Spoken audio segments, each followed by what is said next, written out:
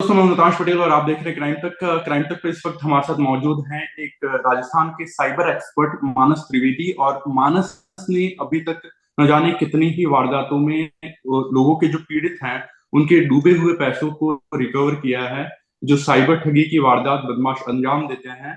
और उसी सिलसिले में मानस हमारे साथ जुड़े हुए हैं। मानस, में सबसे पहले आपसे जो ऑनलाइन गेम्बलिंग हो रही है उस रिगार्डिंग सवाल पूछना चाहूंगा। और जैसा अभी उदयपुर संभाग में आपको पता हो, सीसीएच करके एक ऐप आया था, उसके अंदर लोगों को प्रॉमिस किया गया था कि जस्ट आपका पैसा है वो हम डबल कर देंगे।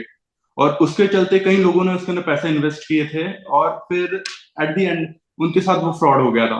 बकायदा ये ऐप गूगल प्ले स्टोर पे मौजूद था। तो ऐसे क्या कानून हैं, हम जानना चाहेंगे कि उसके वजह से ये ऐप्स आते हैं, इतनी ठगी की वारदातें को बदमाश अंजाम दे देते हैं।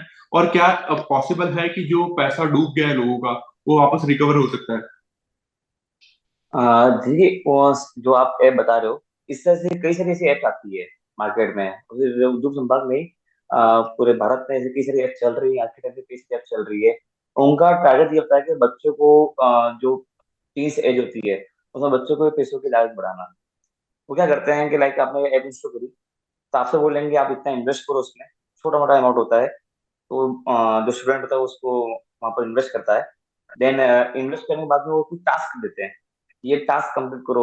चाहे वो कोई ऐड देखने हम्म। का हो, चाहे कोई मैसेज शेयर करने का हो, चाहे कोई कूपन शेयर करने का हो, ऐसे अलग अलग वो लोग क्या टास्क देते हैं। तो जब आप टास्क को कंप्लीट करोगे, तो टास्क को कंप्लीट करने के बाद में आपको वो लोग उसके बदले आपको वो पैसा देते हैं। तो एक्चुअल में रजिस्ट्रेशन के हिसाब से वो लोग बच्चों को लालच बढ़ाते हैं कि तो छोटा अमाउंट किया, बढ़ा, फिर धीरे धीरे और बढ़ाते हैं, फिर धीरे धीरे और बढ़ाते हैं, अलग अलग स्कीम्स लेके आते हैं। हाँ, अलग हाँ। अलग स्कीम्स लेके आ रहे हैं, तो उस बार क्या कहते हैं, जब उनको लग गया कि हाँ हमको इतने लोग यूजर्स मिल गए हैं, इतना हमारा जो अमाउंट है वो हमको मिल चुका है, फिर बच्चों को बोलते हैं कि थोड़ा और इन्वेस्ट करो इसमें। तो उस ऐप में एक नया अपडेट आता है कि आप इतना इन्वेस्ट करो, इसमें इतना मिलेगा। क्योंकि लोगों को लगता है कि पहले तो हमको प्रॉफिट मिल गया, मतलब ऐप फर्जी नहीं है, पहले भी हमको प्रॉफिट मिल चुका है। हाँ, हाँ, एक बार प्रॉफिट मिल पहले जाता है और उसके बाद वो धीरे धीरे उस ट्रैप में फंस जाते हैं। एग्जैक्टली, तो बस प्रॉफिट मिलना शुरू हुआ। अब उनको लगता है कि अभी ऐप फर्जी नहीं है, तो उस ऐप में ही एक नया अपडेट लेके आते हैं कि इतना इन्वेस्ट करो, हम्म। आपको ये काम करना है, आपको इतना पैसा मिलेगा। तो वो लोग उस लालच में आके उसमें ज्यादा इन्वेस्ट कर देते हैं। हाँ, फिर मानस, जब मेरे नया, इस रिगार्डिंग यही क्वेश्चन था कि जो पैसा डूब गया है लोगों का, उसके अंदर इज इट पॉसिबल कि वो वापस रिकवर हो सके? क्योंकि ऐसे, हाँ, मैं कई पीड़ित वर्ग के मेरे पे कॉल है, उनसे मैंने कांटेक्ट भी किया था। तो वो बोल रहे थे कि हमारा बहुत ह्यूज अमाउंट इसके अंदर हमने इन्वेस्ट किया था। मैं उसी पे आ रहा था। तो पहले अपन को समझना जरूरी है कि लोग करते क्या है, ताकि लोगों को हम्म। मालूम पड़ेगा कि ट्रिक्स क्या है। तो वो क्या करते हैं कि जब बड़ा अमाउंट उसमें इन्वेस्ट कराते हैं, तो आफ्टर इन्वेस्ट के उस ऐप को बंद कर देते हैं। वो ऐप प्ले स्टोर से गायब हो जाती है। अब जिनसे वो ऐप बात करे जहां उन्होंने वो पैसा इन्वेस्ट किया है, तो उनको पता नहीं कि सोर्स क्या है, कहाँ ये ऐप चल रही है, किस सोर्स से ये ऐप चालू किया है, कौन सी कंपनी ने इस ऐप को लॉन्च किया है, कुछ भी हमको पता नहीं होता है। प्लस प्ले स्टोर से वो ऐप ही गायब हो जाती है। ओके। तो एक्चुअल में क्या है कि जब आप पैसा इसमें इन्वेस्ट करते हैं, तो इसमें चांसेस थोड़े से कम होते हैं, क्योंकि इन लोगों की ट्रिक्स होती है कि ये जब पैसा ले लेते हैं तुरंत उसको विड्रॉ करते हैं।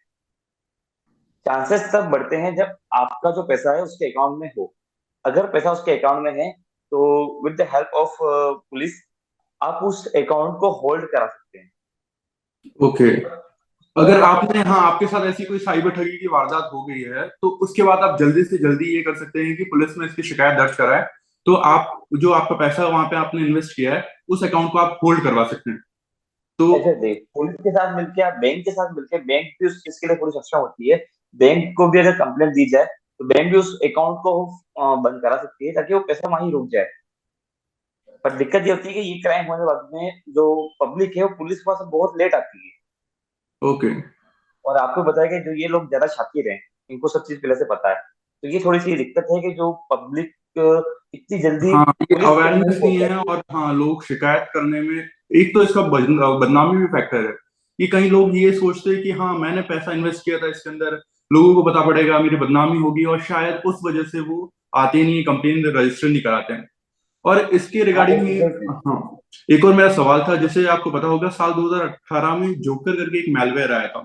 और जोकर मैलवेयर में ये हुआ था कि वो बहुत सारे एप्स थे जो गूगल प्ले स्टोर पे मौजूद थे, उसके अंदर वो एप्स के अंदर देखा गया था जोकर मैलवेयर जो डाटा ब्रीच करता था। और बकायदा उसके लिए फिर गूगल ने कई एप्स ऐसे थे जो गूगल प्ले स्टोर से उसको हटा भी दिए थे। बट उसके बाद फिर देखा 2022 में वो एप्स हटा दिए थे, उसके बाद वापस उसका एक नया वर्जन आ गया। और उसके बाद आपको पता होगा भी एक गर्लफ्रेंड करके एक वायरस है, वो भी मार्केट में आया है। तो ऐसे कई वायरस हैं, तो ऐसे क्या लूप होल्स है कि सरकार उसके ऊपर मतलब कि बदमाश जो इतने शातिर हो गए कि सरकार इतने ट्रिक्स आजमा रही है, उसके बाद भी उसके अंदर सक्सेस नहीं मिल रहा है उनको। एक्चुअल में इशू मैंने बताया, इशू यही आ रहा है, इशू ये आ रहा है। जितने भी वायरसेस ऐसे अलग अलग तरह के कई सारे वायरसेस हैं। मालवेयर का भी वायरस है, रैंसमवेयर वायरसेस है। जो रैंसमवेयर क्या करती है, आपके सारे डाटा को ब्रीच करा देती है, प्लस आपके डाटा को फ्रीज करा देती है।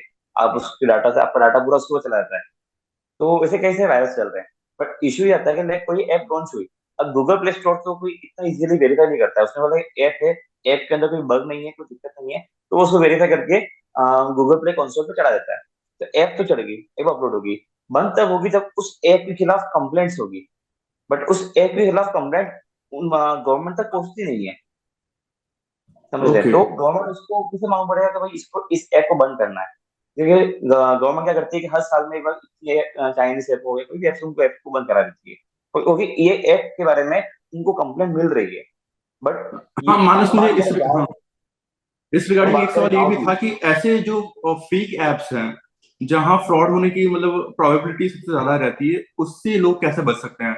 और सबसे पहले कि मतलब क्या उसके रिव्यूज पढ़ के फिर उनको इंस्टॉल करना चाहिए, या फिर ऐसे क्या ट्रिक्स है जो वो आजमा सकते हैं? जैसे ऑनलाइन गेमलिंग की एप्स हो गए, तो कैसे उनसे बच सकते हैं उन ऐप से? सबसे पहले जो भी ऐप आप इंस्टॉल करो, तो ऐप को देखो, पहले तो वेरीफाई है कि नहीं। वेरीफाई करने के लिए आप उस ऐप का नाम गूगल पे सर्च करो। सर्च करने के बाद में कई सारी वेबसाइट के बारे में उसके रिव्यूज मिलेंगे, उसके बारे में बताया गया है आपको। प्लस आप उसको यूट्यूब पे देखो, क्योंकि आपको बिना जांच पड़ताल के कोई भी ऐप इंस्टॉल नहीं करनी चाहिए, क्योंकि आपने नोटिस किया होगा जो भी इस तरह की ऐप होती है वो कम साइज की होती है, बहुत कम साइज होती है उन एप्स की। क्यों? क्योंकि वो इजीली डाउनलोड हो जाए। हाँ। ठीक है, ये उनका टारगेट होता है। और हाँ, तो तो इसके अंदर एक आपको चीज ये सबसे भी पहले होती है कि हाँ, परमिशंस मांगती है वो एप्स बहुत सारी। अगर हाँ कुछ एप्स अगर कुछ ज्यादा ही परमिशन मांग रही है तो वो थोड़ा सस्पिशियस हो जाता है। एग्जैक्टली, वो क्या आपके कॉन्टेक्ट्स को अलाउ करती है, आपके मीडिया फाइल्स को अलाउ करती है, आपके डॉक्यूमेंट्स को अलाउ करती है, आपके वॉइस, सब कुछ वो अलाउ मांगता है। मतलब आप अपनी डिटेल्स खुद उनको दे रहे हो, बट आपको पता नहीं कि ऐप रियल है या फेक है। तो उसके लिए कोई भी ऐप इंस्टॉल करो तो उस पर सर्च करो गूगल पे कि इस ऐप के क्या रिव्यूज है, क्या नेगेटिव पॉइंट्स है, क्या काम करती है, किससे रिलेटेड काम करती है, कोई सोर्स का है नहीं, तो सब कुछ आपको गूगल में मिल जाएगा। तो गूगल पे वेरीफाई करके ही आप उस ऐप को इंस्टॉल करें। हम्म।